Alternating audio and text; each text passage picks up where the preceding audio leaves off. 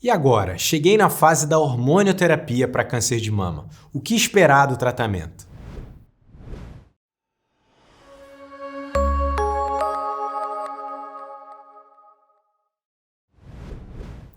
Olá pessoal, sou Daniel Mussi, oncologista clínico, e esse é o nosso canal Oncologia Descomplicada. Apesar desse nome, hormonioterapia, nós não damos hormônio para os pacientes. Nós fazemos medicamentos para fazer os hormônios baixarem, para inibirem os hormônios, para inibir o estrogênio principalmente, que é o principal alimento que a gente fala dos tumores, de cerca de 2/3 do câncer de mama. Os tumores de mama que tenham receptor de estrogênio positivo, isso é um dado que qualquer médico consegue acessar através da biópsia de mama, um dado que chama imunohistoquímica. Vai vir lá receptor de estrogênio, receptor de progesterona e HER2. Receptor de estrogênio e progesterona são os receptores hormonais, mas principalmente o receptor de estrogênio positivo, maior que 1%, é uma indicação de hormonioterapia, de fazer um comprimido para inibir o estrogênio e impedir com que qualquer célula que esteja caminhando na circulação sanguínea, que esteja passeando e vá dar algum problema futuro, possa ser combatida.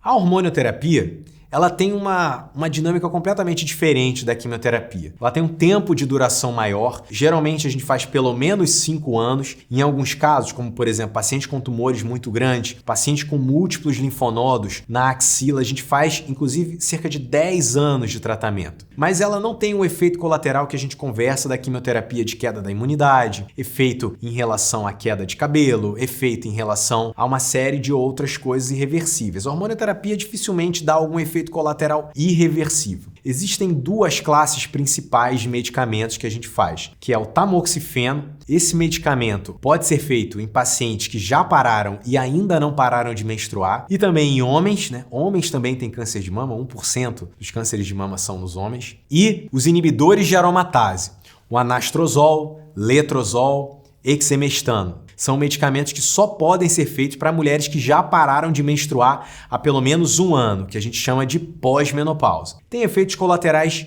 alguns semelhantes e outros diferentes. Tamoxifeno tem efeitos colaterais raros, porém alguns efeitos podem ser graves. Por exemplo, trombose pode aumentar o risco, que ainda assim é um risco menor que 10%, ou câncer de endométrio, um risco que é menor que 1%. Porém, como são efeitos importantes, a gente sempre fala para as pacientes antes de começar. Além disso, pode dar ressecamento vaginal, redução da libido, cansaço, dentre algumas outras questões do dia a dia. Em geral, o que a gente orienta sempre para as pacientes é: pratique exercício físico, tenha hábitos alimentares saudáveis. Esse é um básico, é um simples que funciona para reduzir esses efeitos colaterais. Por exemplo, as ondas de calor da menopausa, os fogachos, eles respondem muito bem a exercício físico. Pacientes fazem exercícios frequentes, respondem muito bem.